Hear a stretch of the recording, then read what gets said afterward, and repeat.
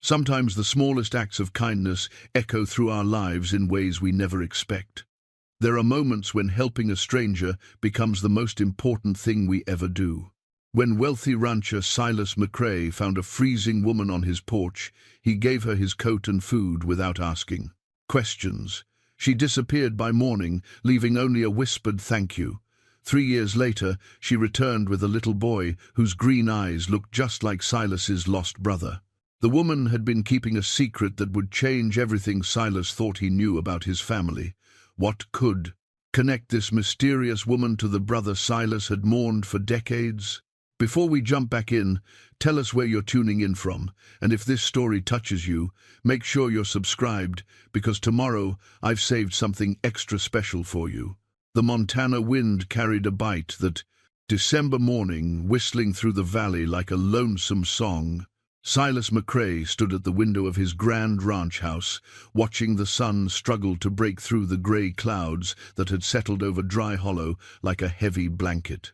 At 58, he cut an imposing figure, tall and broad-shouldered, with silver threading through his dark hair and lines around his eyes that spoke of too many seasons squinting into the harsh prairie sun. The house around him told a story of success that felt increasingly hollow with each passing year. Hand-carved mahogany furniture filled rooms that echoed with emptiness. Persian rugs covered polished hardwood floors that rarely heard footsteps beyond his own. Crystal chandeliers cast their light on walls, lined with books he'd bought but never read, paintings of landscapes more beautiful than the one outside his window, and photographs of cattle and horses that meant more to him than any person had in years. But it was the mantelpiece that drew his gaze every morning, the same way a wound draws a finger to test if it still hurts.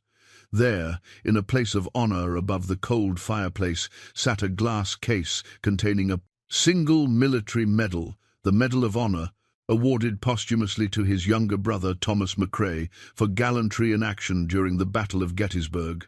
The bronze cross seemed to watch him, a constant reminder of the life cut short, the future that never came to pass. The words left, unspoken between brothers who thought they had all the time in the world. Thomas had been everything. Silas wasn't gentle where Silas was hard, thoughtful where Silas was impulsive, beloved by everyone who met him, while Silas earned respect through grit and determination.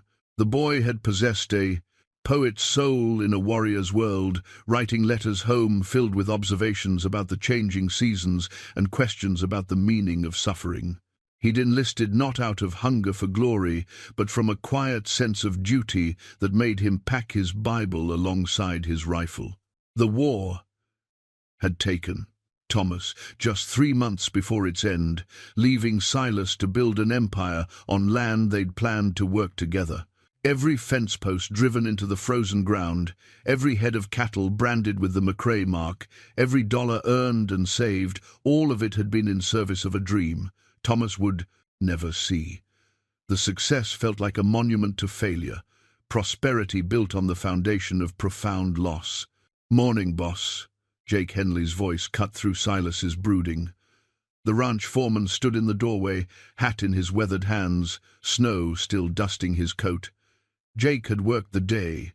McCrae land for 15 years, arriving as a drifter and staying long enough to become the closest thing Silas had to a friend.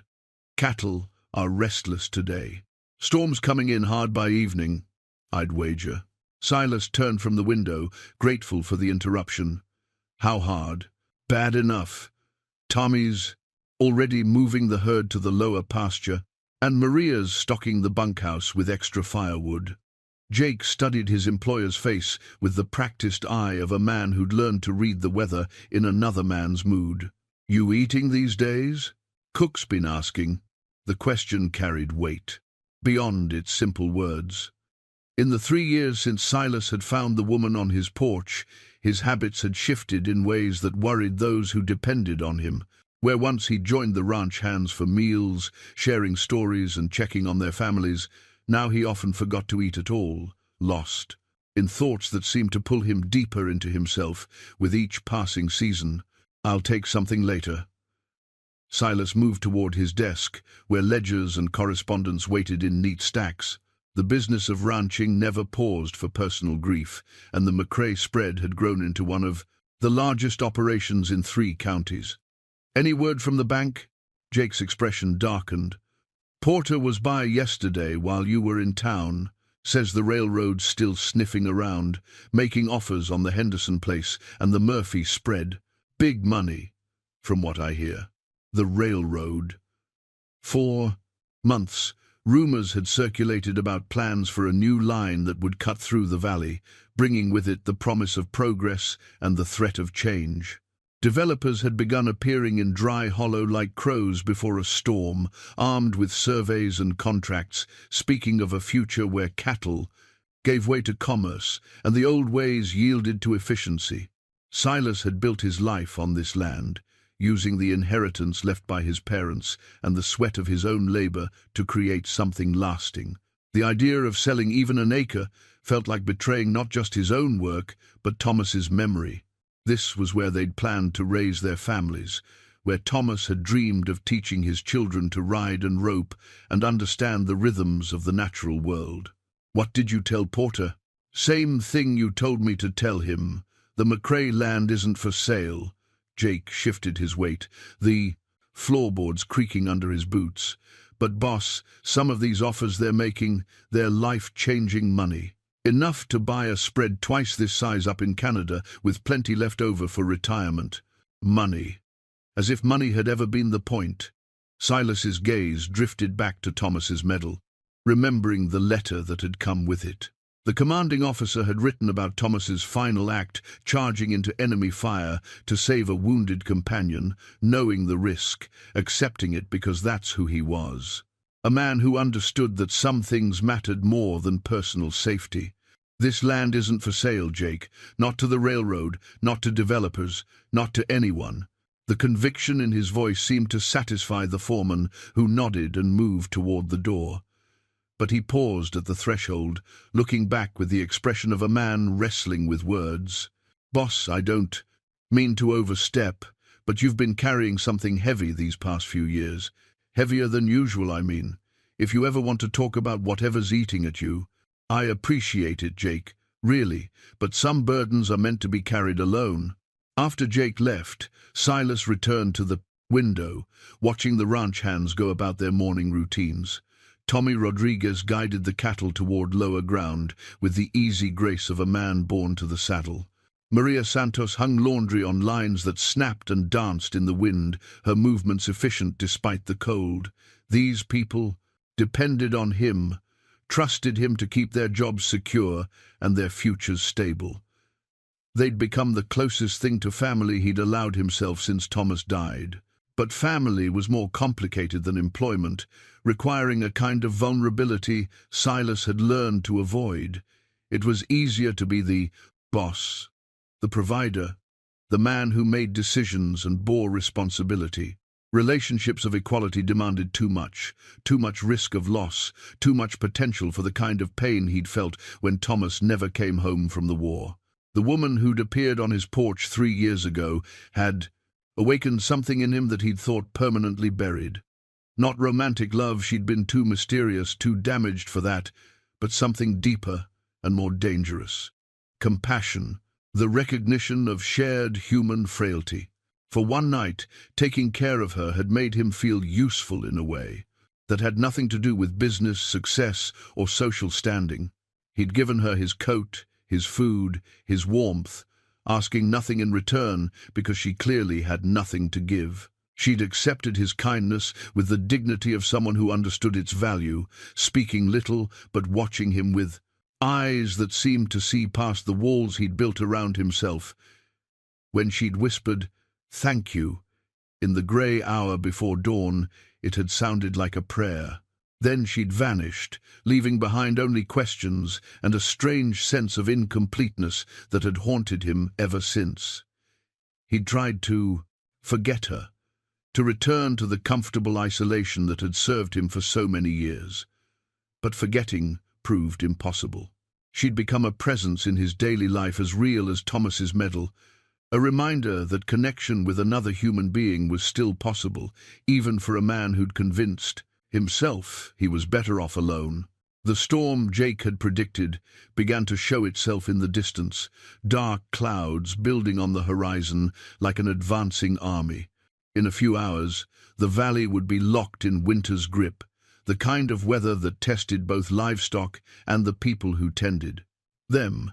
It was the same kind of storm that had driven the woman to his door 3 years ago, and despite himself, Silas found his thoughts turning toward the possibility of another lost soul seeking shelter.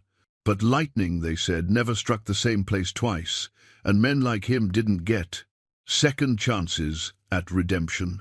The wind picked up, rattling the windows and sending snow devils dancing across the pasture. Somewhere in the house, a door creaked on its hinges, and for just a moment, Silas allowed himself to imagine what it might be like if these rooms held more than echoes, if there were voices at the dinner table, laughter in the hallways, the warm chaos of a family gathered around the fire on a night like this. Then he turned away from the window and reached for his ledgers, burying himself in numbers and projections, in the safe and predictable world of profit and loss. Outside, the storm continued to build, and somewhere in the back of his mind, a small voice wondered if the woman with the grateful eyes had found a place to weather whatever storms had come her way since that winter night when kindness had been enough to save her. The storm arrived with the fury Jake had predicted, transforming the December evening into a howling wilderness of wind and snow. By 8 o'clock, the world beyond the ranch house windows had disappeared into a wall of white that seemed to swallow the very idea of warmth and shelter. Silas sat in his study, the fire crackling in the grate, trying to focus on correspondence that had arrived that morning from his lawyer in Helena. The railroad matter was growing more complicated. 3 neighboring ranches had already signed preliminary agreements, and the pressure on holdouts was increasing. The letter detailed offers that would make any reasonable man wealthy beyond his current dreams, but Silas found himself unmoved by numbers that might as well have been written in a foreign language. This land wasn't a commodity to be traded. It was the foundation of everything he'd built in Thomas's memory. A sound from outside cut through his thoughts, not the wind, which had been constant for hours, but something else. A thump against the front porch, followed by a scraping noise that made him look up from his papers. Probably a tree branch blown loose, or debris from the storm finding its way against the house. But the sound came again, deliberate and rhythmic, like someone knocking. Silas set down his pen and listened. Who would be traveling in weather like this?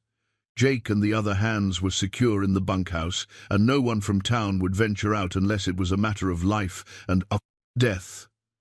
The nearest neighbor was 5 miles away, and old Murphy wouldn't leave his own hearth on a night when the devil himself would think twice about going outside. The knocking resumed, weaker now but persistent. Someone was definitely out there. Silas grabbed a lantern and made his way to the front door, his boots echoing in the empty hallway. When he pulled back the heavy wooden barrier, the wind nearly tore it from his hands, driving snow and ice into his face like needles. At first, he saw nothing but the swirling white chaos of the blizzard. Then his lantern light caught something. Dark against the porch boards, a figure huddled against the side of the house, barely visible beneath a mound of snow that had already begun to bury her. Because it was definitely a woman, he could see that much as he stepped outside, the cold hitting him like a physical blow. She was unconscious, or nearly so, her lips blue with cold and her breathing shallow. Her clothes were thin and worn, more suitable for autumn than the brutal Montana winter, and her hands, her hands were bare and white as the snow that covered them. She must have been walking for hours to reach his porch, probably following the fence line that led from the main road to his house. Without hesitation, Silas scooped her up in his arms, surprised by how light she felt, how fragile. She stirred slightly at his touch, mumbling something he couldn't understand, but didn't wake. He carried her inside, kicking the door shut against the wind, and made his way to the sitting room where the fire burned brightest. He settled her on the sofa closest to the hearth and began the careful process of warming someone who'd come dangerously close to freezing to death. First, he removed her wet outer clothes, a threadbare coat that wouldn't have kept a person warm in October, let alone December. Her dress underneath was better quality but still damp with melted snow, and he could see she was shivering violently even in her unconscious state. From the linen closet, he brought blankets and quilts, wrapping her carefully while trying to preserve her modesty. His housekeeper, Mrs. Patterson, would have known better how to tend to a woman in such circumstances, but she lived in town and wouldn't be back until the storm passed. Silas would have to manage on his own. The woman's face, now that he could see it clearly in the firelight, was younger than he'd first thought, perhaps 30, with auburn hair that had escaped its pins and lay damp against her shoulders. She had good bones, as his mother would have said, the kind of features that spoke of breeding, even when circumstances had clearly been difficult. There was something familiar about her, though he couldn't place what it might be. As her shivering began to subside, Silas went to the kitchen and prepared a simple broth, heating it slowly on the stove while keeping one ear tuned for sounds from the side. A sitting room. When he returned with a bowl and spoon, he found her eyes open, brown eyes that watched him with a mixture of wariness and gratitude. "Easy now," he said, setting the bowl on the side table and helping her sit up. "You're safe. This is the McCrae Ranch, and you're welcome here as long as you need to be." She tried to speak, but her voice came out as barely a whisper. "I'm sorry, I didn't mean to." "Don't apologize. Anyone would have done the same." He offered her the spoon, noting how her hands shook as she took it. "Can you manage some broth? It'll help warm you from the inside." She nodded and began eating slowly, each spoonful seeming to bring a bit more life back into her features. As color returned to her cheeks, Silas found himself studying her more carefully. There was an intelligence in her eyes that suggested education, and despite her rough circumstances, she carried herself with a dignity that spoke of better times. "I'm Silas McCrae," he said, settling into the chair across from her. "This is my ranch. Might I ask your name?" She hesitated, as if weighing how much to reveal. "Mary," she said finally. "Mary Catherine O'Brien." Irish then, which explained the auburn hair and the fine bone structure. There'd been waves of Irish immigrants through Montana over the past decade, some finding success, others struggling to adapt to the harsh realities of frontier life. From her condition, Mary Catherine O'Brien belonged to the latter group. "How did you come to be walking in a blizzard, Miss O'Brien?" Again, the hesitation. "Mrs." she corrected quietly. "I'm a widow." She set down the spoon and pulled the blankets more tightly around herself. "My husband died 2 years ago. I've been making my way since then." The careful phrasing told Silas more than a detailed explanation might have. She'd been drifting, probably moving from job to job, town to town, trying to survive in a world that had little patience for women without protection or resources. The storm had caught her between destinations, and his ranch had been the only shelter she could reach. "Well, Mrs. O'Brien, you'll stay here until the weather clears and you're strong enough to travel. I won't hear any argument about it." Something shifted in her expression, surprise perhaps, or relief so profound it was almost painful to witness. I don't know anything about me," she said. "I could be anyone. You're someone who nearly froze to death on my porch. That's all I need to know." As she finished the broth, they talked quietly about safe subjects, the storm, the difficulty of travel in winter, the way Montana weather could change, from mild to deadly in the span of an hour. She spoke carefully, revealing little about her past, beyond the basic facts of widowhood and hardship, but Silas sensed depths beneath her reserve that intrigued him. When her eyelids began to droop with exhaustion, he showed her to the guest room on the ground floor, providing her with dry clothes that had belonged to his housekeeper and ensuring the fireplace was well stoked for the night. As he bid her good night, she caught his hand with surprising strength. "Thank you," she whispered, and the simple words carried a weight of emotion that made his chest tighten. "You saved my life tonight. Get some rest, Mrs. O'Brien. Tomorrow will take care of itself." But as Silas returned to his study, he found sleep impossible. Something about the woman troubled him, not in a suspicious way, but in the manner of a half-remembered melody that hovered just beyond recognition. Her voice, her manner of speaking, even the way she held her head when listening, all of it seemed connected to something in his past that he couldn't quite grasp. From her traveling bag, which he'd brought inside with her, a small object had fallen during the evening's commotion. A locket, silver and worn smooth with age, lay on the carpet near the hearth. He picked it up, meaning to return it to her in the morning, but in the firelight he could see that the catch had broken, revealing a photograph inside. The image was old and faded, but the face was one he knew as well as his own. Thomas McCrae, young and smiling, wearing the uniform he'd been so proud of before the war, taught him what pride could cost.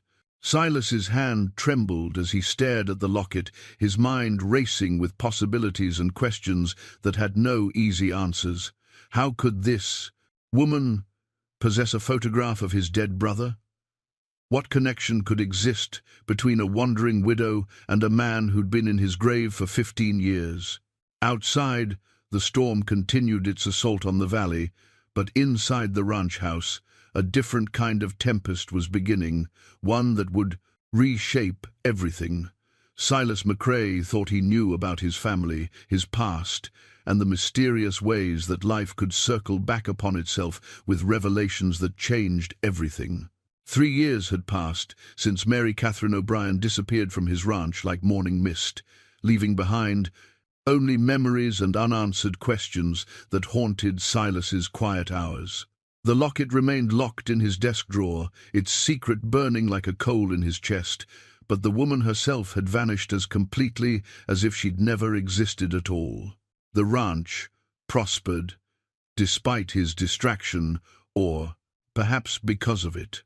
Work became his refuge from thoughts that led nowhere productive.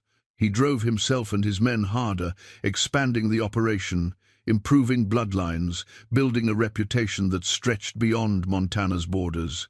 The McCrae brand became synonymous with quality, and buyers came from as far as Chicago to bid on his cattle. Yet success felt hollow when there was no one to share it with, no family to benefit from the legacy he was building.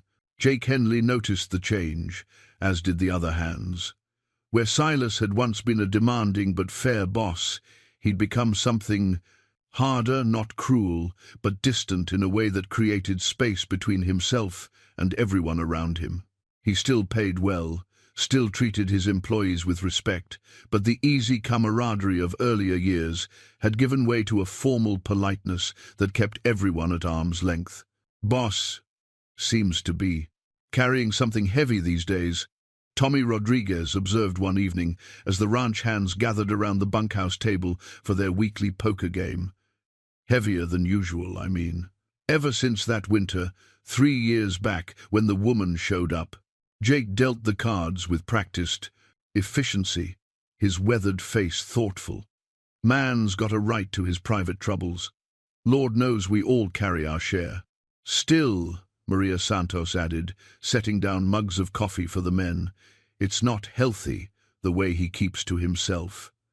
Mrs. Patterson says he barely touches his meals, spends most evenings locked up in that study of his." They all understood the weight of isolation. Frontier life demanded a certain self-sufficiency that could easily tip into loneliness. But Silas's withdrawal felt different, more deliberate, as if he was punishing himself for something none of them could understand. The truth was more complicated than his employees suspected. The discovery of Thomas's photograph in Mary O'Brien's locket had shattered assumptions Silas had held for 15 years. His brother had been a private man, gentle but not given to romantic attachments that Silas knew about. Yet, the photograph suggested a connection deep enough for a woman to carry his image across years of hardship and uncertainty. Unable to bear the mystery alone, Silas had begun a careful investigation. He'd written letters to Thomas's former commanding officers, to men who'd served alongside his brother, to anyone who might have knowledge of the relationships Thomas had formed during his brief military service. Most of the responses yielded nothing. Useful memories were unreliable after so many years, and war had a way of scattering men across the continent, many never to be heard from again. But one letter had changed everything.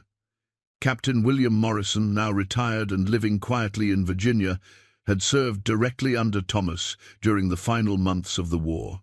His response to Silas's careful inquiries contained information that had kept Silas awake for weeks afterward. "Your brother was indeed acquainted with a young woman during his service," Morrison had written in his careful script. "I believe her name was Mary Catherine, though I cannot recall her family name. She worked as a seamstress for one of the local families near our winter camp in '63, a fine young woman by all accounts, well-educated and of good character. Your brother spoke of her often during the final weeks of his service, though I was not privy to the details of their attachment. I regret to say that after Thomas's death, I never learned what became of her." The letter had confirmed Silas's growing suspicions while raising a dozen new questions. If Mary O'Brien was the same woman Thomas had known during the war, why had she never contacted the McCrae family after his death? Why had she been wandering alone and destitute when she clearly possessed intelligence and education?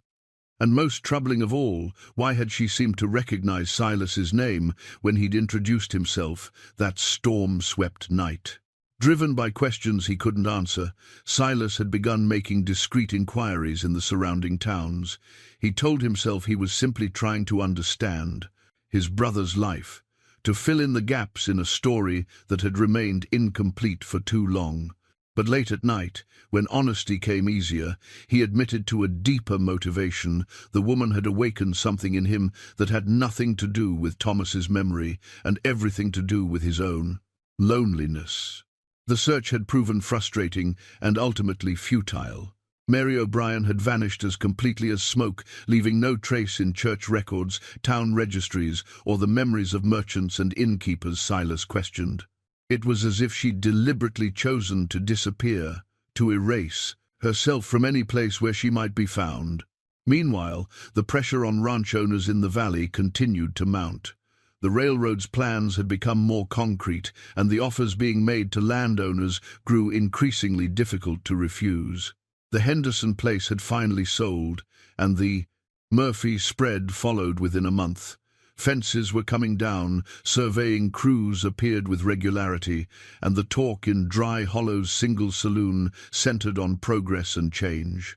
Silas remained unmoved by the offers that arrived with increasing frequency. His lawyer in Helena advised him to at the least consider the proposals. The money being offered could set him up comfortably for life, with enough left over to buy better land elsewhere.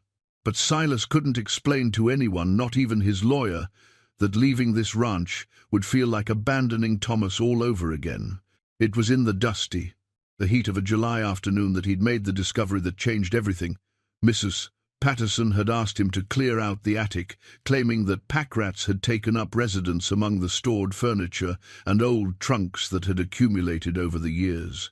Silas had been putting off the chore for months, but the housekeeper's pointed comments about the smell finally motivated him to climb the narrow stairs and begin sorting through the detritus of decades. Most of what he found deserved to be burned: moth-eaten clothes, broken furniture, books damaged beyond salvation by years of temperature extremes. But in a trunk that had belonged to his parents, he discovered something that stopped him cold: a bundle of letters tied with blue ribbon, yellowed with age, and addressed to Thomas in a woman's careful handwriting. The return address read, M.C. O'Brien, Richmond, Virginia. With trembling hands, Silas had untied the ribbon and begun to read. The letters spanned 6 months in 1863 and 1864, chronicling a relationship that had clearly grown from friendship to something deeper. Mary Catherine's voice emerged from the pages with warmth and intelligence, sharing observations about the war's impact on civilian life, asking thoughtful questions about Thomas's experiences, expressing hopes for a future when peace would allow them to build a life together. The final letter, dated just 2 weeks before Thomas's death, contained news that made Silas's breath catch in his throat. "My dearest Thomas," Mary Catherine had written, "I pray this letter finds you well and safe. I have wonderful news that I hope will bring you joy even in these dark times. Come spring, you will be a father. Our child will be born in May, and I dream of the day when we three shall be together at last, when this terrible war is finally ended and we can begin the family we have planned." Thomas had died in April of 1864, never knowing he was to become a father, never receiving the letter that would have given his final sacrifice an entirely different meaning. And, somewhere, a child had been born who carried McCrae blood, raised by a woman who'd lost everything when the man she loved failed to come home from war. The wooden horse sat in Silas's weathered palm like a piece of crystallized memory, its surface worn smooth by countless hands and polished by time into a deep golden hue. He'd found it wrapped in cloth at the bottom of Thomas's old trunk, beneath letters that had been too painful to finish reading all at once. The craftsmanship was unmistakably his brother's work. Thomas had always possessed a gift with wood carving, able to coax life from dead timber with nothing more than a sharp knife and infinite patience. The horse was no larger than a man's fist, but every detail had been lovingly rendered. The flowing mane, the alert ears, the powerful muscles of the hindquarters captured in miniature. Along the base, carved in letters, so small they could barely be read, were the initials T.M., and below them, a date that made Silas's chest tighten with understanding: Christmas 1863. Thomas had carved this during the war, probably during those long winter months when Mary Catherine's letters spoke of their growing attachment and shared dreams. The date meant he'd made it as a Christmas gift, perhaps for her, or perhaps with the future in mind, the child they'd planned, the family they'd hoped to build when peace finally came. The toy represented everything Thomas had wanted, and everything the war had stolen from him. Silas set the horse on his desk next to the bundle of letters and stared at it until his vision blurred. For 15 years he'd grieved his brother as a fallen soldier, a young man cut down before he could experience the fullness of life. But Thomas hadn't died alone and unmourned. He'd died as a man in love, a man preparing to become a father, a man whose heart had been full even as his life was ending. The revelation changed everything and nothing simultaneously. Thomas was still dead, still beyond the reach of regret or reconciliation. But somewhere in the world, his child lived, would to be nearly 18 now, no longer the baby Mary Catherine had carried when she wrote those final letters. Did the child know who their father was? Had Mary Catherine told stories about the man who'd carved toys for a future he'd never see? Dr. Marcus Thornton found Silas in this contemplative state when he arrived for his monthly visit to the ranch. The doctor had been tending to the McCrae family for 20 years, had delivered Thomas, and later attended his funeral with tears in his eyes. At 72, Doc Thornton moved more slowly than in his younger days, but his mind remained sharp, and his capacity for listening had only deepened with age. "You look like a man wrestling with ghosts," the doctor observed, settling his considerable bulk into the chair across from Silas's desk. His eyes took in the wooden horse, the scattered letters, the hollow expression on his host's face. "Want to tell me about it?" Silas considered deflecting, as had become his habit over the years. But the weight of solitary knowledge had grown too heavy to bear alone, and if anyone could be trusted with family secrets, it was the man who'd helped bring Thomas into the world. Slowly, carefully, Silas told the story: the woman who'd appeared during the storm, The locket with Thomas's photograph, the letters that revealed a relationship and a child he'd never known existed. Doc Thornton listened without interruption, occasionally picking up one of the letters to examine the handwriting or nodding at some detail that confirmed his understanding. "So you believe this? Mary O'Brien, who stayed here 3 years ago, was the same woman who loved your brother during the war?" The doctor summarized when Silas finished. "The timing fits, the name fits, and she had his photograph." Silas picked up the wooden horse, turning it over in his hands. "But why didn't she tell me who she was? Why disappear without a word, when she must have known I'd want to help her?" Doc Thornton was quiet for a long moment, his fingers drumming thoughtfully against his knee. "Pride," he said finally. "And probably fear. Think about it from her perspective, Silas. She's a woman who's been struggling to survive for years, probably decades. Shows up at your door, half dead from cold and hunger. What's she supposed to say? Hello, I'm the woman your brother loved and I have his child? She's got no proof beyond a locket and her word, and she's in no position to make claims on a family that's prospered while she's been scraping by." The doctor's words carried the ring of truth, but they also raised more questions. Then why come here at all? She could have taken shelter anywhere. Could she? Think about where we are, Silas. Your ranch is known throughout 3 counties. The McCrae name is on everyone's lips when they talk about successful cattle operations. If she'd been carrying the knowledge of her connection to your family for years, where else would she go? When she was desperate, this place would have called to her like a moth to flame. Silas nodded slowly, beginning to understand. But when she got here and saw how well I lived, how successful the ranch had become, she probably felt like more of an outsider than ever. Here's this woman who's been struggling just to survive, and she sees the wealth that's been built on land that might have been her home if things had gone differently. Maybe she felt like she didn't belong, like claiming kinship would look like grasping for money. The conversation was interrupted by the sound of horses, approaching at speed. Through the window, Silas could see Jake riding hard toward the house, his face grim with purpose. Behind him came Tommy Rodriguez, both men pushing their mounts harder than was wise in the afternoon heat. Silas and the doctor went out to meet them, and Jake dismounted while his horse was still moving. "Boss, we got trouble. Big trouble. Murphy's spread isn't being turned into railroad right-of-way like we thought. They're surveying it for a whole town, hotels, shops, maybe even a mining operation. Word is, they've found mineral deposits up in the hills that could change everything." The news hit Silas like a physical blow. A railroad was one thing, inconvenient but manageable. But a mining town meant hundreds of workers, dozens of businesses, noise and pollution, and the complete transformation of the valley they'd all known their entire lives. It meant the end of the ranching way of life that had sustained families for generations. How certain is this information?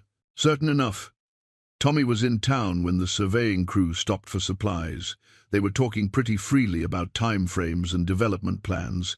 Seems like they're moving faster than anyone expected. Doc Thornton laid a hand on Silas's shoulder. "I know this isn't what you wanted to hear, especially not today. But maybe it's time to seriously consider those offers. The writing might be on the wall whether we like it or not." But Silas was no longer thinking about railroad offers or mining developments. A new possibility had taken root in his mind, growing from the seeds of the letters he'd been reading and the wooden horse that represented dreams deferred but not destroyed.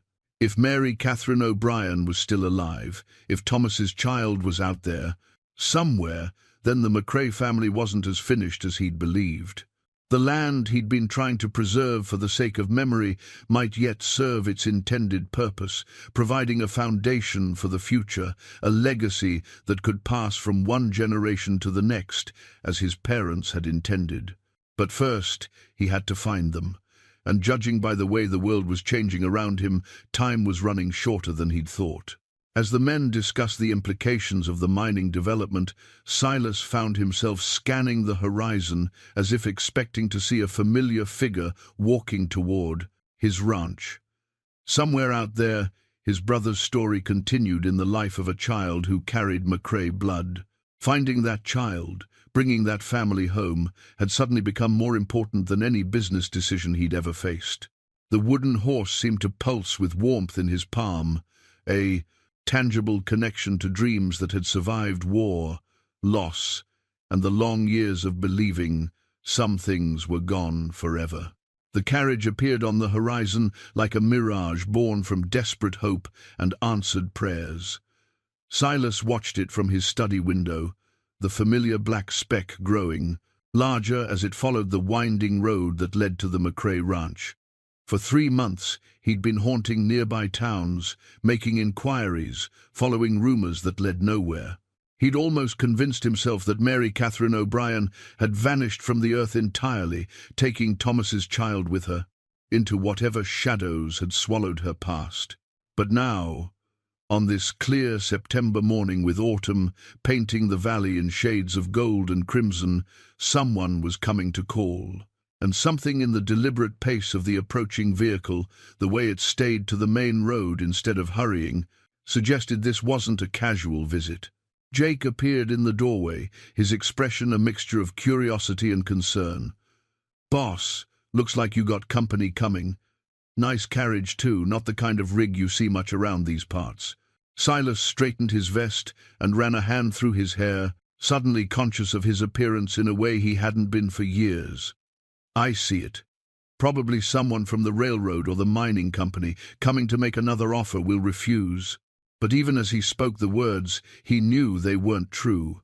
The carriage was too modest for corporate representatives, and the pace, too, measured for men accustomed to quick business and quicker departures. This felt personal, deliberate, like someone gathering courage for a conversation that had been postponed too long. When the carriage finally drew to a stop in front of the house, Silas found himself holding his breath. The driver was a woman in a simple brown dress, her auburn hair now showing threads of silver but still recognizable despite the years that had passed. Mary Catherine O'Brien sat straight-backed on the driver's seat, her hands steady on the reins despite the obvious emotion playing across her features. Beside her sat a boy who made Silas's heart skip with recognition so profound it was almost painful. The child couldn't be more than 17, tall for his age, but still carrying the gangliness of youth.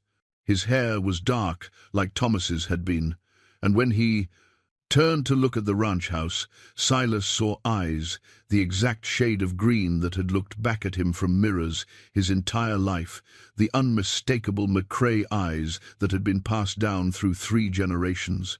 Silas walked out to meet them, his legs unsteady beneath him as he approached the carriage. Mary Catherine climbed down with practiced grace, her movements more assured than they'd been during that desperate winter night 3 years ago. She was still beautiful, he noted with surprise, but it was the beauty of a woman who'd found her strength rather than the fragile attractiveness of someone barely surviving. "Mrs. O'Brien," he said, his voice rougher than he'd intended. "Mr. McCrae."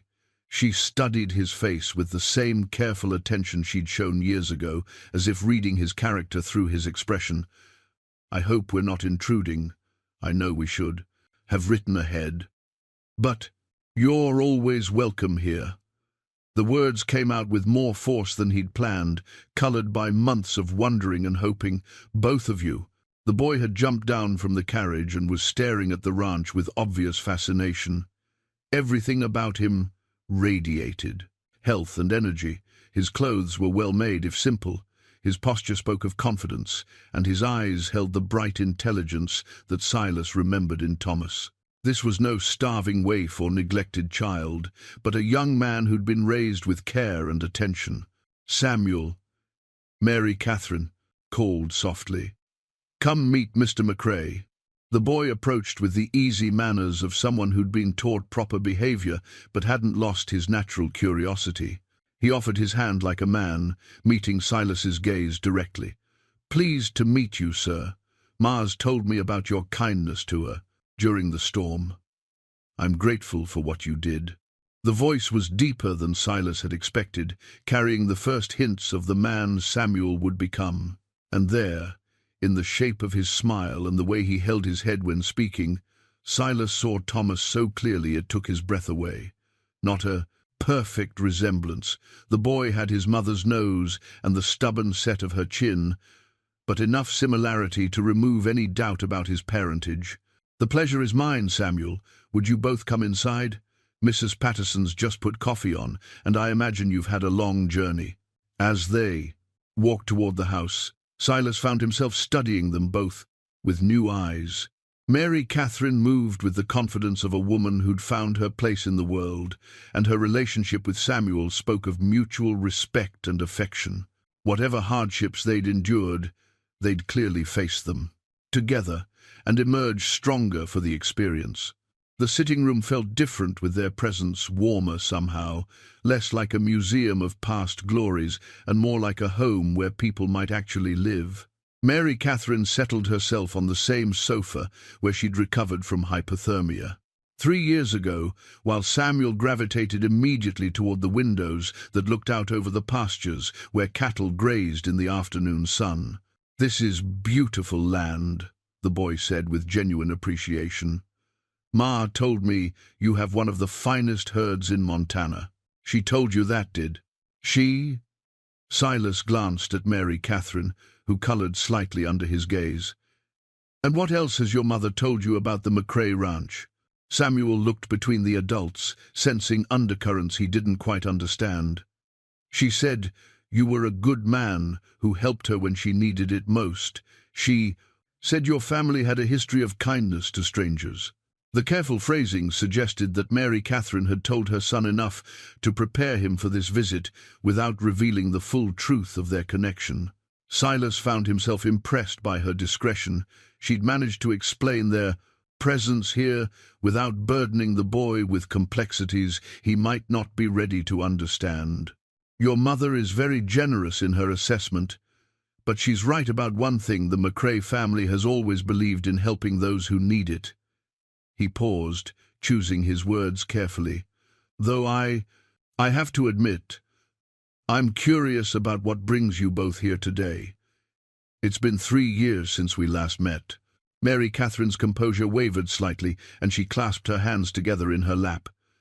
"I've been thinking about that night for a long time, Mr. McCrae, about your kindness and about other things. Samuel is almost grown now, ready to make his own way in the world. Before that happens, I felt there were things that needed to be said, things I should have told you years ago." The words hung in the air between them, pregnant with implications that made Silas's pulse quicken. Samuel, meanwhile, had discovered the photographs on the mantelpiece and was studying them with the intensity of someone trying to solve a puzzle. "Ma," he said slowly, his voice carrying a note of wonder, "this soldier in the uniform, doesn't he look familiar to you?" Mary Catherine's face went pale, and Silas felt the moment arriving when pretense would no longer be possible. Thomas's photograph sat in its place of honor, and any resemblance between the young soldier and the boy studying his image would be impossible to dismiss. "Yes," Mary Catherine whispered, her voice barely audible. "He does look familiar, very familiar indeed." The silence that followed Samuel's observation stretched like a taut wire, heavy with the weight of secrets that could no longer be contained. Silas watched as Mary Catherine struggled with words that had been held back for nearly 18 years, her composure finally beginning to crack under the pressure of truth that demanded to be spoken. Samuel moved closer to the photograph, his young face intent with concentration. "The resemblance is quite striking, isn't it? He has the same eyes as—" The boy stopped mid-sentence, his hand rising instinctively to touch his own face as understanding began to dawn. "Ma, who is this man?" Mary Catherine rose from her chair with the careful movements of someone approaching a precipice, her hands trembling as she joined her son before the mantelpiece. For a long moment, she simply stared at Thomas's image, and Silas saw tears gathering in her eyes. "His name was Thomas McCrae," she said finally, her voice so soft it barely carried across the room. "He was Mr. McCrae's younger brother, and he died in the war before you were born." She paused, drawing a shaky breath. He was also your father, Samuel. The boy's face went through a rapid succession of emotions, confusion, disbelief, wonder, and finally a dawning recognition that seemed to illuminate his features from within. He looked back and forth between the photograph and Silas, seeing now what had been there all along but never understood. My father, Samuel repeated slowly, as if testing the words for their weight and meaning. This soldier was my father. Yes. Mary Catherine's voice grew stronger with the relief of finally speaking truth.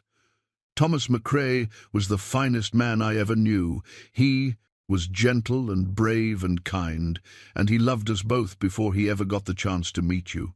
Silas found himself gripping the back of a chair for support, overwhelmed by the magnitude of the moment. For years, he'd imagined this conversation in a dozen different ways, but the reality was more powerful than any scenario his mind had conjured. Samuel wasn't just Thomas's son, he was the living embodiment of his brother's love, the future Thomas had dreamed of during those dark months of war. "Why didn't you tell me before?"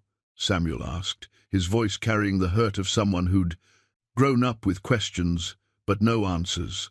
"All these years, whenever I asked about my father, you'd just say he was a good man who died in the war. You never told me his name or that I had family." The pain in the boy's voice cut through Silas like a blade. Mary Catherine reached for her son's hands, her own shaking with emotion. "I was protecting you," she said urgently, "and protecting myself too, if I'm honest. When your father died, I was alone in the world with nowhere to turn. I was pregnant and frightened, with no way to prove my connection to the McCrae family, and no right to claim anything from them." She glanced at Silas, her eyes pleading for understanding. "I knew the McCraes were successful ranchers, but that only made me feel more like an outsider. What could I offer? What claim could I make?" Silas stepped forward, his heart aching for both of them. "You could have told me 3 years ago when you were here, when I helped you through the storm." "And said what?" Mary Catherine turned to face him fully, her cheeks flushed with old shame and new defiance. "Hello, Mr. McCrae. I'm the woman your brother loved, and this is his child. We've been struggling to survive for years while you've built an empire on land that might have been our home. It would have sounded like I was trying to take advantage of your kindness." From his vest pocket, Silas withdrew a small object he'd been carrying for weeks, a simple gold ring that had never been worn, never fulfilled its purpose. Thomas had bought it during their last leave together, speaking shyly of a woman he hoped to marry when the war ended. Silas had found it among his brother's effects, had kept it all these years as another memorial to dreams that died at Gettysburg. "He bought this for you," Silas said quietly, holding out the ring. "In February of 1864, just 2 months before he died. He told me he was going to ask someone to marry him when he got home, but he wouldn't tell me her name. Said he didn't want to jinx his luck by talking about it too much."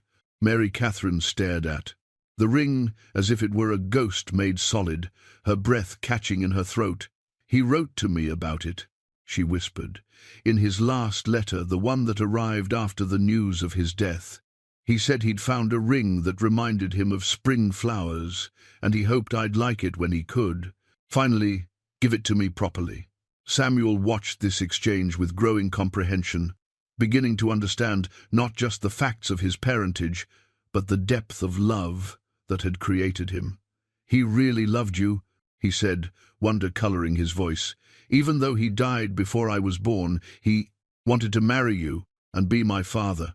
"More than anything in the world," Mary Catherine confirmed, accepting the ring with reverent hands. "Thomas McCrae was the kind of man who loved completely, without reservation. He would have been so proud of you, Samuel. So very proud." Silas found himself studying his nephew with new eyes, seeing not just Thomas's features, but glimpses of the man Samuel was becoming.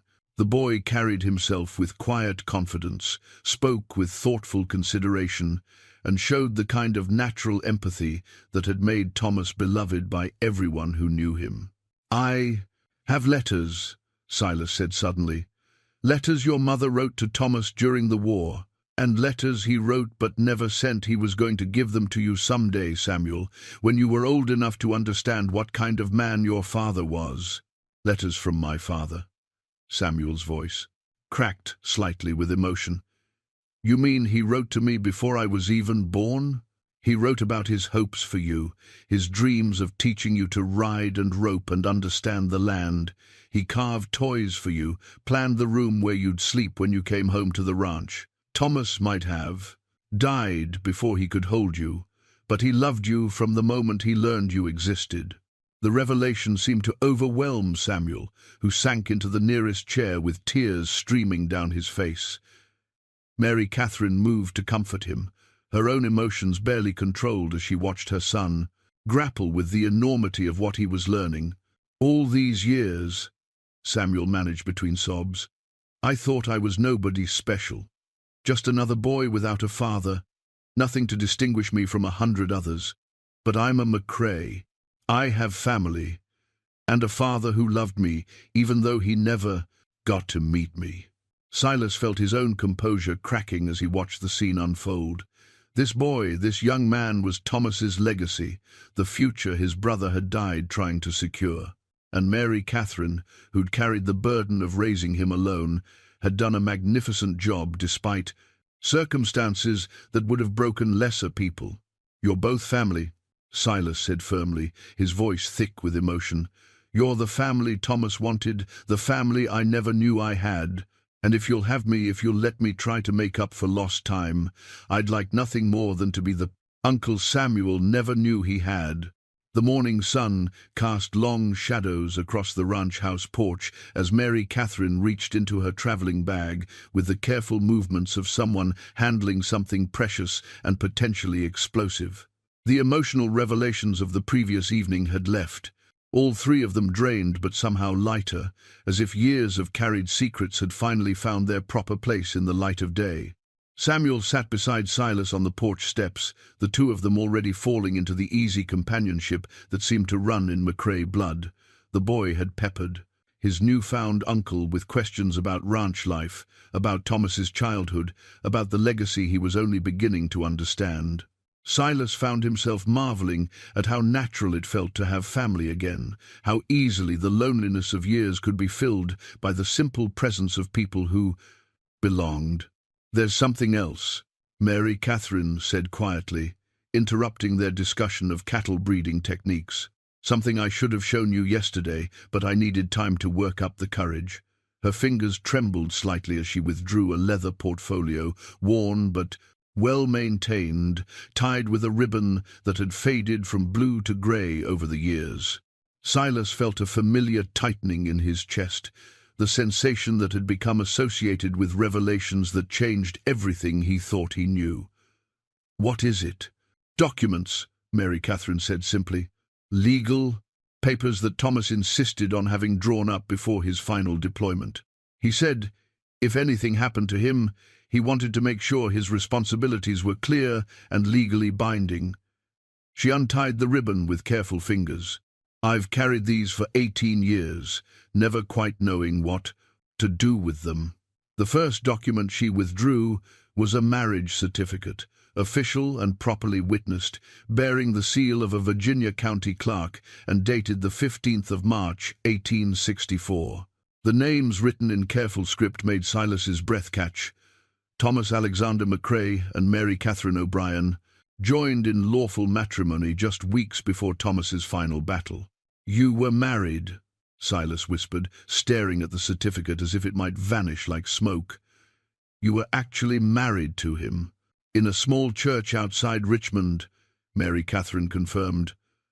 Thomas insisted, said he, wouldn't leave for his final deployment without making me his wife properly. The ceremony was simple, just us, the preacher, and 2 soldiers who served as witnesses. But it was real, and it was binding. Samuel leaned over to study the certificate, his young face serious with the weight of understanding. So you're really Mary McCrae, not Mary O'Brien, and I'm a legitimate son, not a... You were always legitimate in every way that mattered. Mary Catherine said firmly. But yes, legally speaking, you're Samuel McCrae, born in wedlock to parents who loved each other completely. But it was the second document that made Silas's world tilt on its axis. A will, formal and witnessed, bearing Thomas's signature in the bold handwriting Silas remembered from childhood letters. The language was legal and precise, but its meaning was devastatingly clear. In the event of his death, Thomas Alexander McCrae left his entire inheritance, including his half-share of the family ranch, to his lawful wife and any children born of their union. Silas read the document twice, his legal training allowing him to parse the implications with growing horror. Under territorial law, Thomas's share of the ranch had never actually belonged to Silas at all. For 18 years, he'd been operating under the assumption that his brother's death had left him sole owner of the McCrae spread, but the law was clear: inherited property passed to surviving spouses and legitimate children before it reverted to siblings. "Do you understand what this means?" he asked quietly, his voice hollow with shock. Mary Catherine's face was pale but determined. "I understand exactly what it means. Samuel is the rightful heir to half of everything you've built here. Half the land, half the cattle, half the buildings and improvements, all of it should have been his from the moment he was born." The silence that followed was deafening. Samuel looked between the two adults, clearly struggling to comprehend the magnitude of what was being revealed. This wasn't just about finding his father's family anymore. This was about discovering he was entitled to a fortune he'd never known existed. "But I don't want," Samuel began, his voice cracking with distress. "I mean, you've worked so hard for all this. You've spent your whole life building this ranch. I can't just—" "The law doesn't care what you want," Silas interrupted, though not unkindly. "Or what I want. For that matter, these documents are legally binding. If you wanted to, you could go to court and claim immediate ownership of half of everything I've spent 18 years believing was mine." The bitter irony wasn't lost on him. For months, he'd been fighting off developers and railroad companies, trying to force him off his land through legal maneuvering and financial pressure. But the real threat to his ownership had been sitting in a leather portfolio, carried by a woman who'd been too proud and too frightened to assert her son's rights. Mary Catherine stood and walked to the porch railing, staring out at the vast expanse of the McCrae ranch with eyes that held both wonder and sorrow. "I never wanted to take anything from you," she said quietly. "When I came here 3 years ago, I was desperate and alone, but I wasn't looking for charity or claiming inheritance. I just needed help, and you gave it freely." "Then why show me these documents now?" Silas asked. "Why not just let sleeping dogs lie?" She turned back to face him, and he saw in her expression the same quiet strength that had allowed her to survive 18 years of hardship while raising Thomas's son alone. "Because Samuel deserves to know who he really is. And because there's something else you need to understand, something that makes this all more complicated than a simple inheritance dispute." From the portfolio, she withdrew a third document, a letter bearing an official government seal and the letterhead of a territorial land office. The date was recent, just 2 months old, and the contents made Silas's blood run cold. "I've been receiving correspondence from land developers," Mary Catherine continued. "Men who've somehow learned about Samuel's legal claim to the ranch. They've been pressuring me to assert his inheritance rights, offering to handle all the legal proceedings in exchange for the right to purchase his share immediately upon recognition." The pieces of a larger puzzle began falling into place with sickening clarity. The increased pressure on valley ranchers, the accelerated timeline for development projects, the mysterious efficiency with which surrounding properties had been acquired, it all pointed to a coordinated campaign that was more sophisticated than simple business opportunism. "They know," Silas said grimly. "Somehow these developers have researched the land titles thoroughly enough to discover Thomas's will. They've been planning to use Samuel's claim as a way to force the sale of the ranch. That's what I believe, yes. The letters I've received are carefully worded, but the implication is clear. Assert Samuel's claim and sell immediately, or they'll find ways to assert it for him through legal action that could tie up the property for years. Samuel had been listening to this exchange with growing alarm, his young face reflecting the weight of adult responsibilities he wasn't prepared to shoulder. So, if I claim what's legally mine, I destroy Uncle Silas's life work. But if I don't, these developers will find other ways to force us off the land anyway. That seems to be the situation. Yes, Mary Catherine confirmed sadly. Silas felt the walls of his carefully ordered world closing in around him. For months, he'd been fighting to preserve the ranch as a memorial to Thomas, never knowing that the key to its destruction lay in the very family he'd been hoping to find. The developers hadn't needed to outmaneuver him legally or financially. They'd simply needed to locate the rightful heir and convince him to claim what was already his. There has to be another way, Samuel said urgently. Some solution that doesn't require choosing between family loyalty and legal rights. Uncle Silas, you've been like a father to this land for 18 years. I can't just take that away from you. But even as the boy spoke, Silas could see the trap closing around them. The developers had been patient and thorough, researching not just current ownership but historical claims that could be used to destabilize property rights. Whether Samuel asserted his inheritance or not, the legal uncertainty would be enough to prevent Silas from securing loans, making improvements, or fighting off future challenges. The ranch that had been his life's work, the legacy he'd built in Thomas's memory, was slipping away from him through the actions of the very family he'd wanted to protect. The irony was so complete it felt like the punchline to a cosmic joke he'd found his brother's son, only to discover that finding him might cost him everything. Thomas had died, trying to preserve. The leather-bound journal felt heavy in Silas's hands, its pages yellowed with age and soft from countless readings. He'd discovered it the evening before, hidden in the false bottom of Thomas's old trunk beneath layers of carefully preserved letters and documents. The journal contained his brother's most private thoughts during those final months of the war, including detailed plans for the ranch's future that read like a prophetic blueprint for everything Silas had unknowingly accomplished in the years since. "Listen to this," Silas said, his voice rough with emotion as Mary, Catherine and Samuel gathered around him in the ranch house parlor. Outside, storm clouds were building again, but this time they brought the promise of change rather than mere weather. Thomas wrote this in February of 1864, just weeks before he died. He opened to a page marked with a pressed wildflower, its petals still holding a ghost of their original purple color. The McCrae land must remain in family hands, passed down through generations who understand its value beyond mere dollars and cents. This valley has the potential to sustain not just cattle, but a way of life that honors both the land and the people who work it.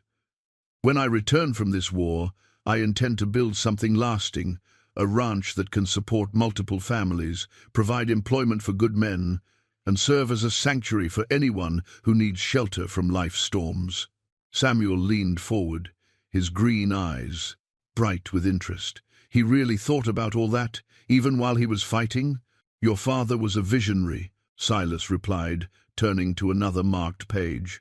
He goes on to describe a plan for expanding the operation, diversifying beyond cattle to include sheep and horses, even establishing a small settlement where ranch workers could raise their families permanently instead of drifting from job to job. Mary Catherine touched the journal's edge reverently. "He used to write to me about those dreams. I thought they were just the fantasies of a young man trying to imagine a future beyond the war. They were more than fantasies. Look here." Silas pointed to a detailed sketch Thomas had drawn, showing the ranch laid out exactly as it existed today, complete with additional buildings and improvements that wouldn't be constructed for another decade. He planned everything. "We've built the expanded bunkhouse, the breeding barn, even the location of the new well we dug 5 years ago. It's all here, mapped out like he could see the future. But it was the final entry that had kept Silas awake all night, reading and rereading words that seemed to speak directly across the years to their current crisis. The ranch will face challenges that could threaten its survival, Thomas had written in his careful script. Outside forces may try to break up the land for profit, to transform it into something it was never meant to be. When that time comes, the family must stand together. Unity of purpose will be our only defense against those who see the valley as nothing more than an opportunity for exploitation. The prophetic nature of the words sent chills down Silas's spine. Thomas had somehow anticipated the exact situation they now faced: external pressure to sell. Family members forced to choose between personal gain and collective preservation, the future of the ranch hanging in the balance. He knew, Samuel whispered, his young voice filled with awe. Somehow, he knew this would happen. Your father understood that land like this would always be valuable to the wrong people for the wrong reasons, Mary Catherine said softly. He was trying to protect it from exactly what we're facing now. Over the past 3 days, they'd been working together to understand the full scope of the threat facing the ranch. The developers weren't operating. Randomly, their campaign to acquire valley properties was part of a larger plan that would transform the entire region. Railroad access was just the beginning. Mining operations would follow, along with the hotels, saloons, and businesses that supported industrial development. Jake Henley had brought disturbing news from town. They're not just making offers anymore, he'd reported grimly. They're researching property titles going back 50 years, looking for any irregularity they can exploit in court. Word is, they've got lawyers working full-time on finding ways to challenge ownership claims. The strategy was becoming clear. Create legal uncertainty around property rights, then swoop in with cash offers that would seem attractive compared to years of expensive litigation. Samuel's inheritance claim was just one weapon in their arsenal, but it was a powerful one that could tie up the ranch indefinitely while court battles raged. Dr. Thornton had joined their strategy sessions, bringing both wisdom and connections that proved invaluable.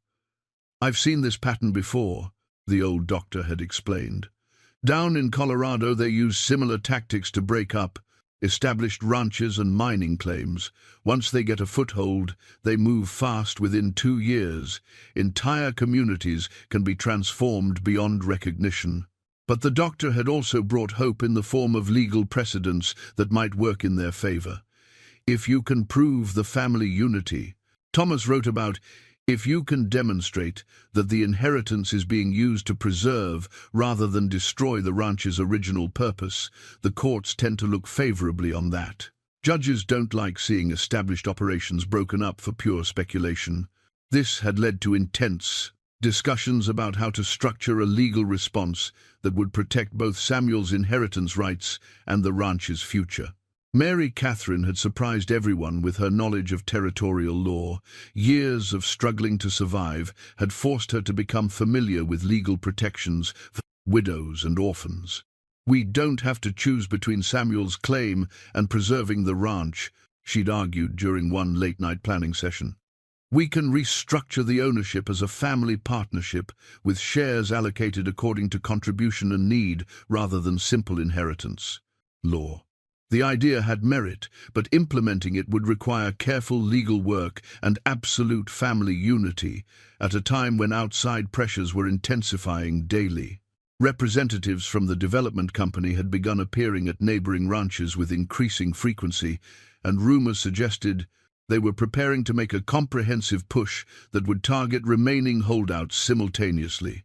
Samuel had thrown himself into ranch work with the dedication of someone trying to prove his worthiness, learning skills that seemed to come naturally despite his urban upbringing. Silas watched. His nephew mastered the basics of cattle handling and horse training with the same quiet competence Thomas had shown at that age. He's got the gift, Tommy Rodriguez observed after watching Samuel work with a difficult colt. That horse settled down for him like he was speaking its language. The boy's got McCrae blood, all right. More than blood, Samuel possessed the same gentle strength that had made Thomas beloved by both animals and people. Watching him interact with the ranch hands, listening to him ask thoughtful questions about sustainable land management, Silas began to understand that Thomas's vision for the ranch's future wasn't just possible. It was already taking shape through his son's natural leadership abilities. The breakthrough came when Mary Catherine discovered additional documents in her late father's papers, legal precedents from similar cases where family partnerships had successfully resisted corporate takeover attempts. The key was demonstrating that the inheritance was being used to fulfill the original owner's intentions rather than subvert them. "We can file a joint claim," she explained excitedly. "Samuel asserts his inheritance rights, not to break up the ranch, but to ensure its preservation according to Thomas's documented wishes. Silas remains as managing partner, Samuel becomes heir apparent, and the land stays in family hands under legal protection that makes it much harder for outside interests to challenge." It was elegant. In its simplicity, used Samuel's legitimate claim as a shield rather than a sword, turning the developer's weapon against them while strengthening rather than weakening the family's position. But the plan would require perfect execution and absolute trust between people who were still learning to do business, to be family. They would need to present a united front in legal proceedings where any sign of internal conflict could be exploited by corporate lawyers skilled in finding weaknesses. As they finalized their strategy, Silas found himself thinking about the wooden horse Thomas had carved, now sitting on Samuel's bedside table, a reminder that the best plans meant nothing if the people implementing them didn't have the courage to see them through. The storm outside was intensifying, but inside the ranch house, 3 generations of McCrees were preparing to fight for something that mattered. More than money or individual gain, they were fighting for Thomas's vision of a future where land and family were inseparable, where the values that built the West could survive the forces that sought to transform it beyond recognition. Tomorrow, they would take their case to court, where legal documents and family unity would be tested against corporate power and political influence. The outcome would determine not just the fate of the McCrae Ranch, but whether the dreams of one young soldier could survive the brutal pragmatism of a changing world.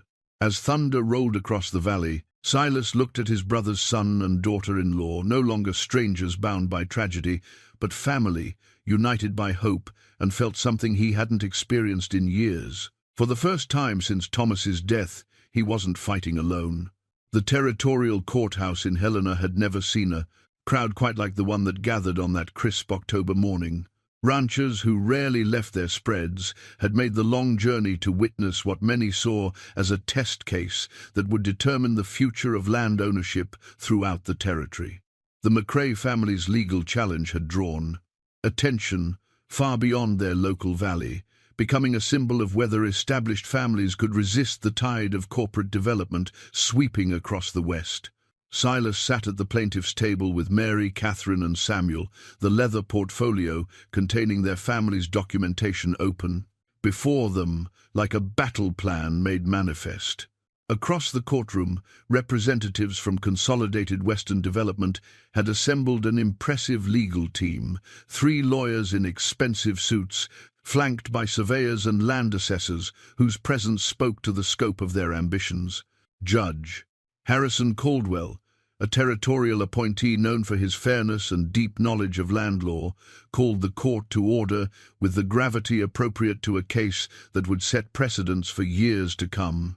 The family Bible that Mary Catherine had requested be present lay open on the council table, its pages containing the handwritten family tree that documented 3 generations of McCrae ownership.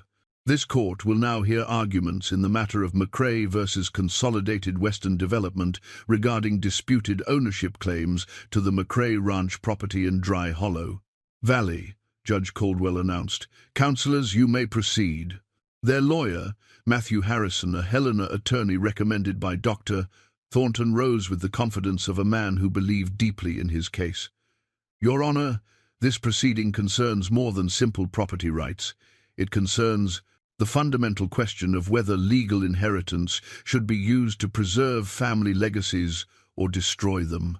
Harrison's opening statement laid out their position with methodical precision. Samuel McCrae was indeed the legal heir to half the ranch, as documented by his father's will and axe-side marriage certificate. However, rather than seeking to divide the property, the family was petitioning the court to recognize a partnership structure that would honor both inheritance law and the original owner's documented intentions. Thomas McCrae's journal, which we submit as evidence, clearly demonstrates his vision for the property as a family enterprise that would remain intact across generations, Harrison continued. The developer's attempt to exploit inheritance law to force a sale directly contradicts the deceased owner's explicit wishes. Samuel had insisted on testifying, personally, despite his youth and the intimidating nature of formal proceedings. When called to the witness stand, he spoke with the quiet dignity that seemed to be his natural inheritance, his words carrying weight beyond his years. Your Honor, I never knew my father, but I've spent weeks reading his letters and journal entries. He didn't just want to own land, he wanted to create something lasting that would benefit not just his family, but everyone who worked the ranch and lived in the valley.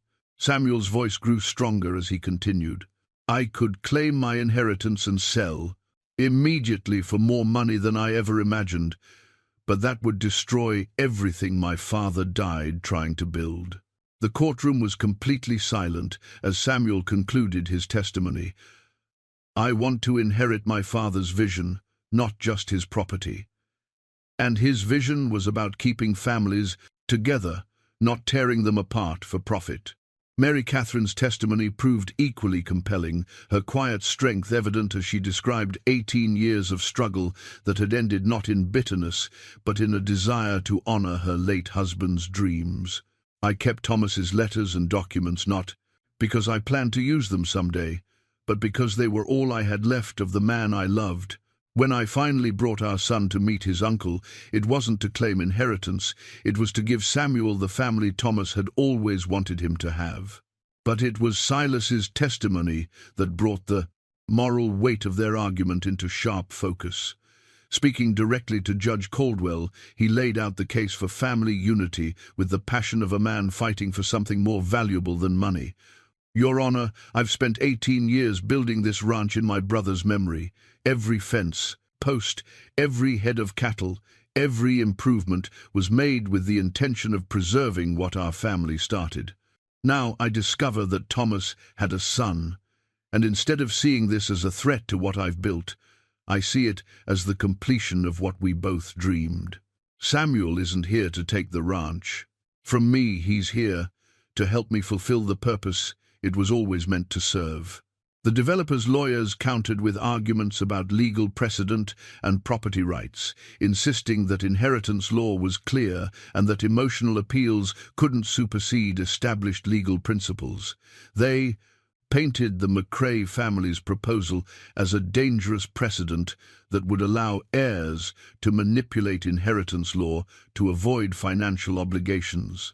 But their arguments felt hollow against the weight of family testimony and documentary evidence that spoke to deeper values than mere legal technicality.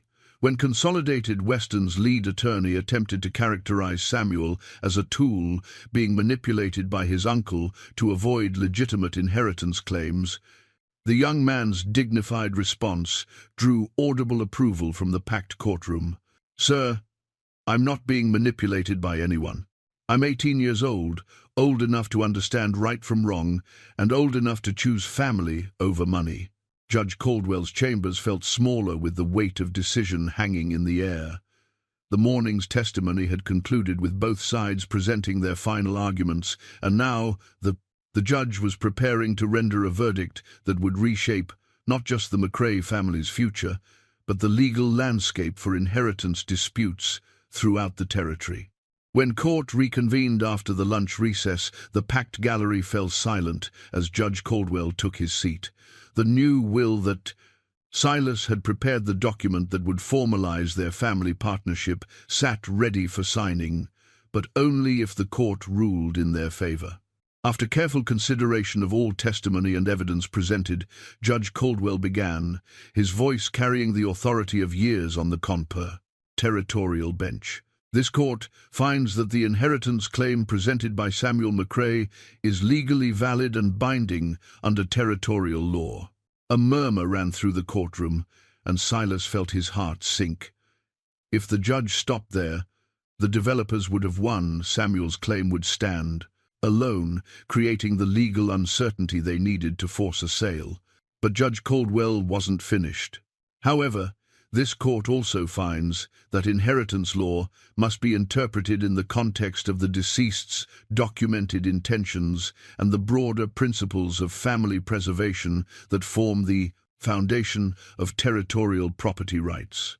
The judge's eyes swept the courtroom, settling on the McCrae family with something that might have been approval. The evidence clearly shows that Thomas McCrae intended his property to serve as the foundation for a multi-generational family enterprise. His journal entries, his letters, and his legal preparations all point to a vision of collaborative rather than individual ownership. The court therefore recognizes the family partnership proposal as consistent with both inheritance law and the deceased's explicit wishes. Relief flooded through Silas like a physical force, and he saw tears streaming down Mary Catherine's face as she reached for Samuel's hand. Their young lawyer, Matthew Harrison, was already reaching for the partnership documents, understanding that they had moments to formalize the victory before anyone could raise objections. Furthermore, Judge Caldwell continued, his voice growing stern as he addressed the developer's legal team, "This court finds that Consolidated Western Development's attempts to exploit family inheritance disputes for commercial gain represents a troubling pattern of behavior that undermines the stability of property rights throughout the territory." The judge's next words sent shockwaves through the courtroom. Investigation into the company's acquisition methods in this and other cases reveals systematic attempts to create legal uncertainty where none previously existed, using research into historical property claims to pressure established landowners into disadvantageous sales. Such practices are inconsistent with the territorial government's commitment to supporting established agricultural enterprises. Silas watched as the developer's lawyers exchanged worried glances, clearly understanding that their broader strategy had been exposed and condemned by a territorial judge whose rulings carried weight far beyond this single case. Judge Caldwell turned his attention back to the McCrae family. "Samuel McCrae, as the legal heir to your father's estate, do you agree to enter into the partnership arrangement outlined in the documents before the court?" Samuel stood with the same quiet dignity he'd shown throughout the proceedings. "Yes, Your Honor. I want to honor my father's vision and work with my uncle to preserve what our family built." "Silas McCrae, do you agree to restructure the ranch ownership to recognize your nephew's inheritance rights while maintaining operational continuity?" "Absolutely, Your Honor. Samuel is Thomas's son, and this ranch belongs to both of us." The signing ceremony that followed felt like a celebration rather than a legal formality. Community leaders who had traveled to witness the proceedings offered congratulations, and even some of the smaller ranchers who had been considering developers' offers seemed to take heart from the McCrae family's victory. Mary Catherine approached Silas as the courtroom began to empty, her eyes bright with tears of gratitude. "Thomas would be so proud," she said simply. "Not just of what we accomplished today, but of the man his son is becoming and the uncle who helped make it possible."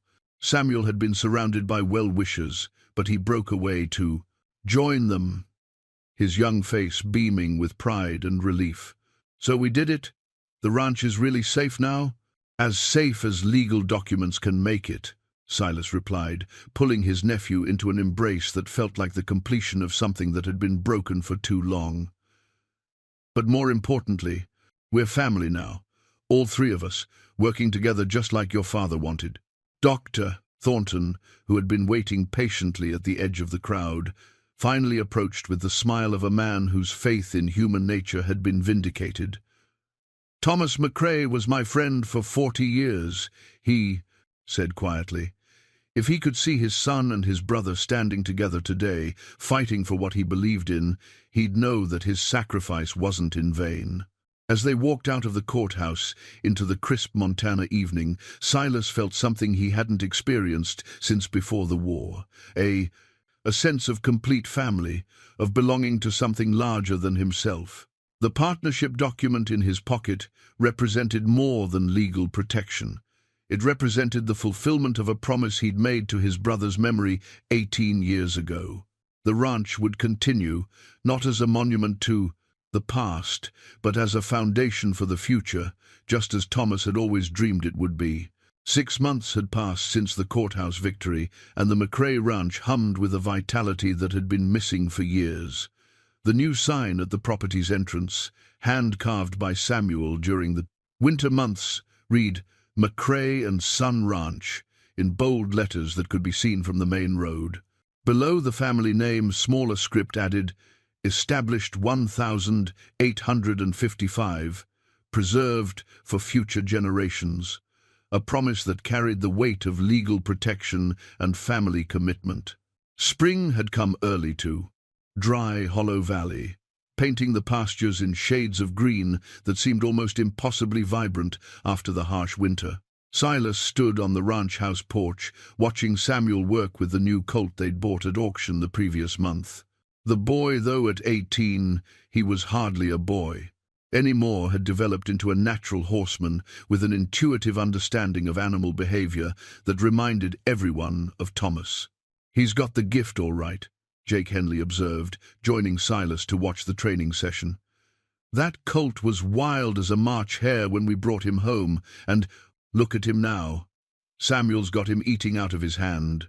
Mary Catherine emerged from the kitchen, wiping flour from her hands on the apron that had become as much a part of her daily uniform as Samuel's work boots and hat. She'd thrown herself into ranch life with the determination of someone making up for lost time, learning to cook for a dozen ranch hands while somehow making it look effortless. "Dinner in an hour," she announced, settling beside Silas with the easy familiarity that had developed over months of shared meals and family conversations. "Tommy caught fresh trout this morning, and Maria's teaching me her recipe for cornbread that the men seem to think is worth fighting over." The transformation in their daily routines had been gradual but profound. Where the ranch house had once echoed with emptiness, it now bustled with the comfortable chaos of family life. Samuel's books from his correspondence courses were scattered across the parlor table, mixed with ranch ledgers and veterinary manuals. Mary Catherine's sewing basket sat beside Silas's reading chair, and the kitchen always seemed to have something delicious simmering on the stove. But it was the letter that had arrived that morning that truly captured the magnitude of change in their circumstances. Silas pulled the envelope from his vest pocket, still marveling at its contents. "What news from town?" Mary Catherine asked, noting his expression. "Consolidated Western Development is withdrawing from Montana operations entirely," Silas replied, unable to keep the satisfaction from his voice. "Seems our court case opened up investigations in 3 other territories, and they're facing enough legal challenges to keep them busy for years. The pressure on valley ranchers has disappeared virtually overnight. The developers' aggressive tactics had collapsed like a house of cards once their methods were exposed to legal scrutiny. Other families who'd been pressured to sell had found the courage to resist, and the territorial government had begun implementing new regulations designed to protect established agricultural operations from predatory acquisition schemes. Samuel looked up from his work with the colt, his face bright with curiosity. "Does that mean the Murphy place might come back on the market? I've been thinking about your father's plans for expansion, Uncle Silas.